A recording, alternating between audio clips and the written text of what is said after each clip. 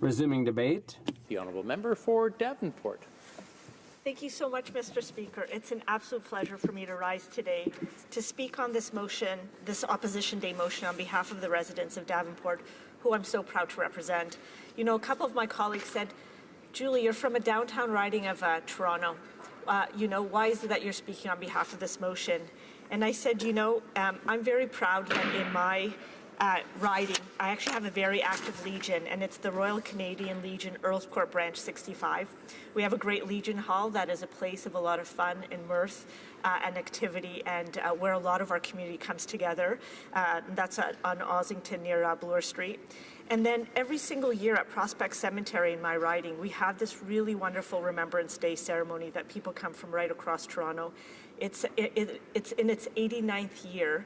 This year will be its 90th year, this coming up. And at the Cross of Sacrifice, the Royal Canadian Legion, Earls Court Branch 65, holds court and has a very beautiful service to honor all those Canadians who have died and fought in past wars and who have sacrificed their lives for Canada.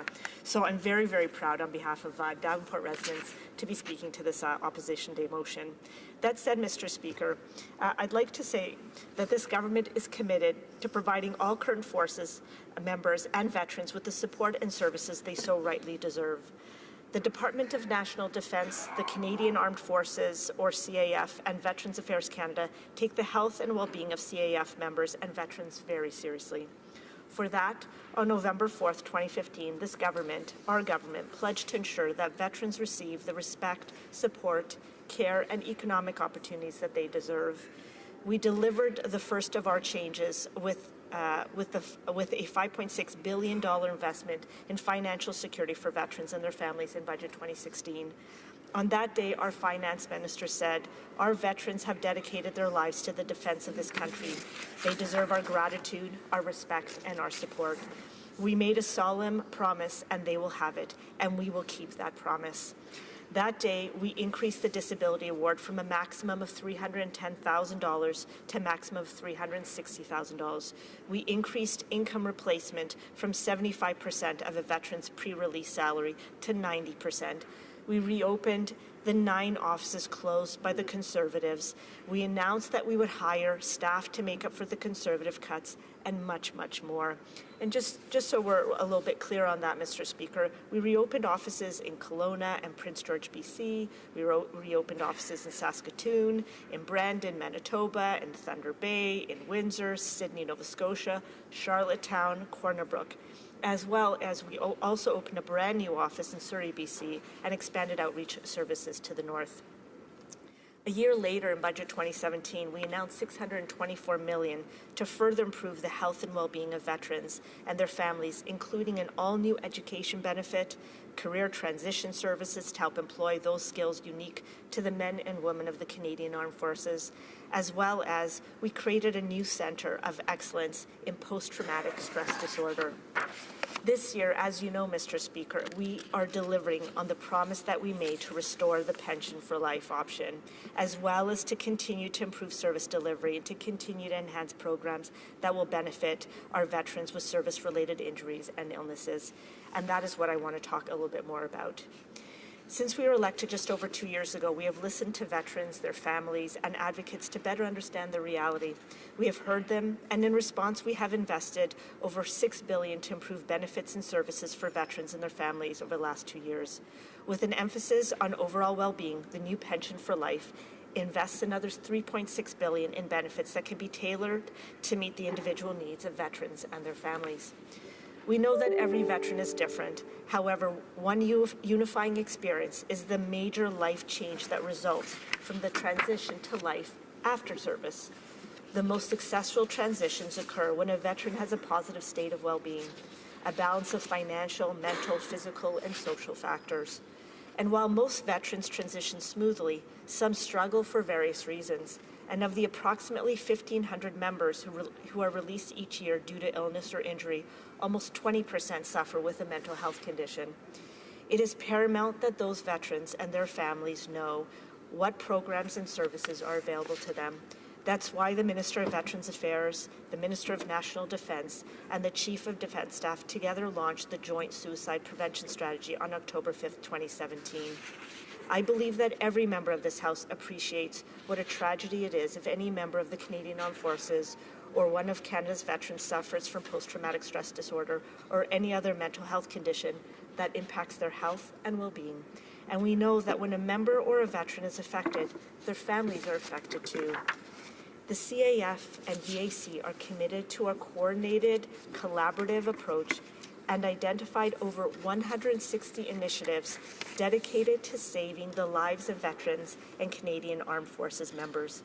One suicide is too many, Mr. Speaker, and while this strategy supports the government-wide Healthy Canadians priority and fulfills another of the Prime Minister's mandate items for Veterans Affairs Canada, it is more importantly about these two departments working together to help military men and women and veterans reduce the risk, build resiliency, and prevent suicide to the fullest extent possible.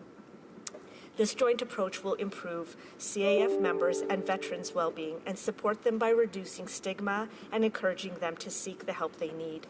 A key resource is Veterans Affairs Canada's nationwide network of over 4,000 mental health professionals. They are ready to deliver services to veterans and members of the Canadian Armed Forces and RCMP who have post-traumatic stress disorder and other operational stress injuries. Veterans and their families can also find mental health information, support, and resources from 11 operational stress injury clinics across the country, plus satellite service points from coast to coast to coast.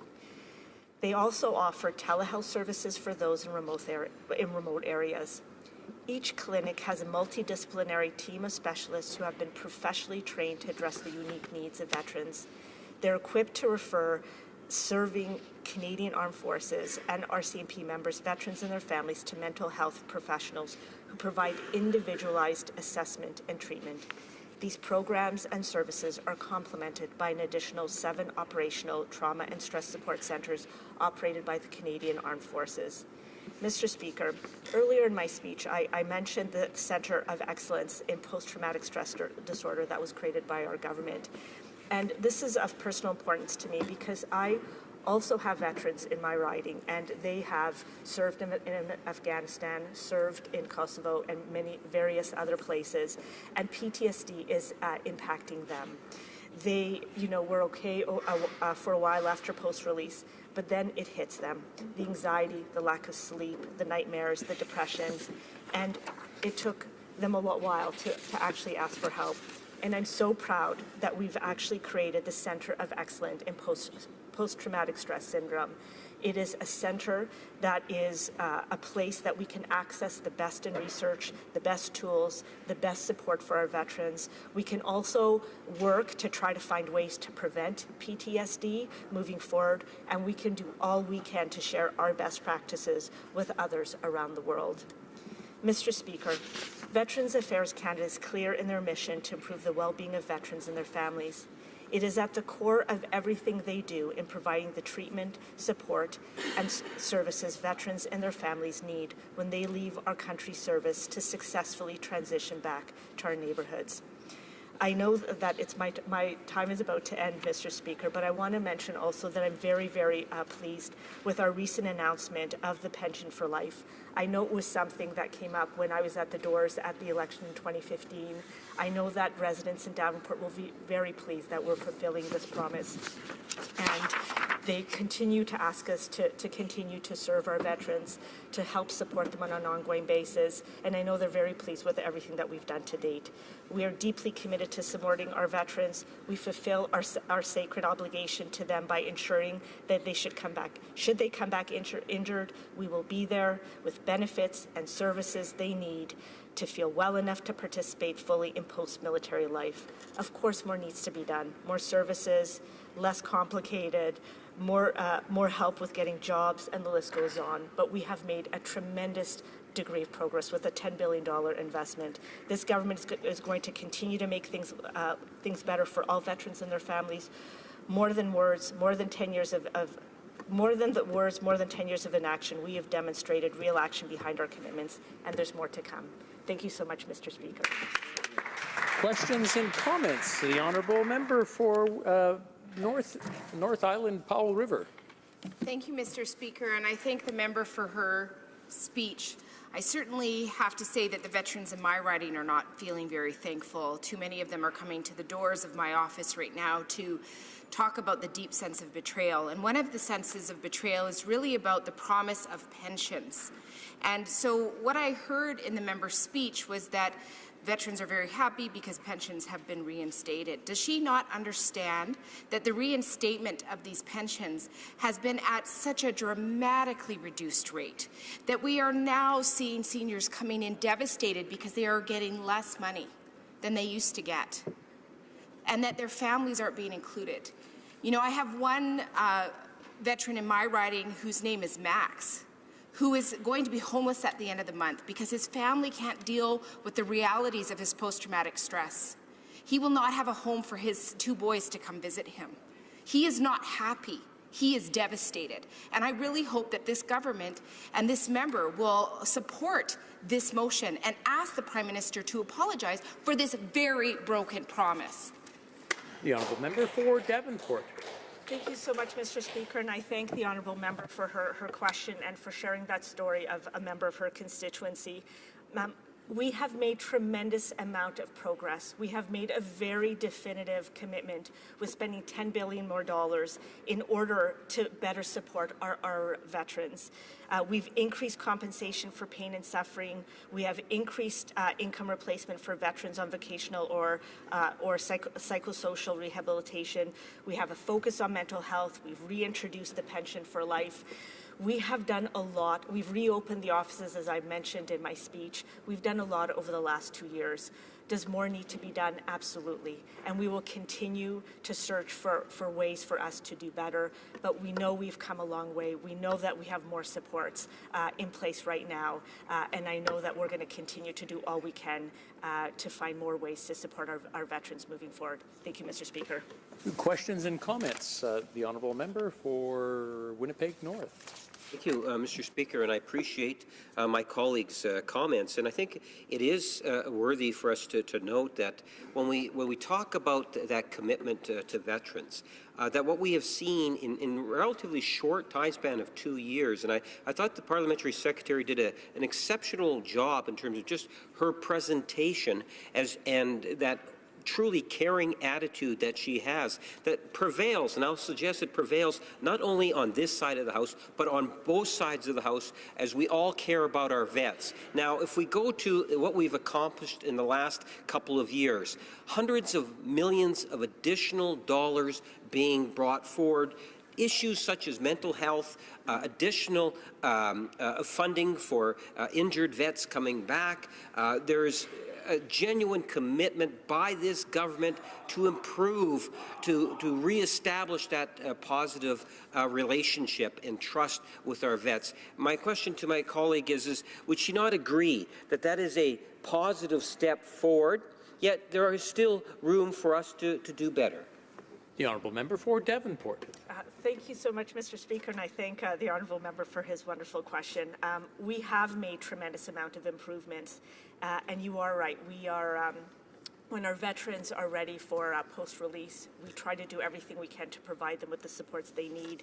And I had mentioned that we actually had put a lot of money into ensuring that there's new staff hires so that we can actually reduce the veteran to case manager ratio, which means they get more personalized care, they get more personalized attention, and more individualized care, not only for themselves, but their families. And again, we have done a lot. I'm very proud of our government's achievements over the last 2 years. We've put a significant amount of money into supporting our veterans. I know everybody in this House cares about our veterans. I know that we will, on an ongoing basis, continue to make veterans and supporting them and their families a priority for us. And I look forward to the work ahead. Thanks so much, Mr. Speaker.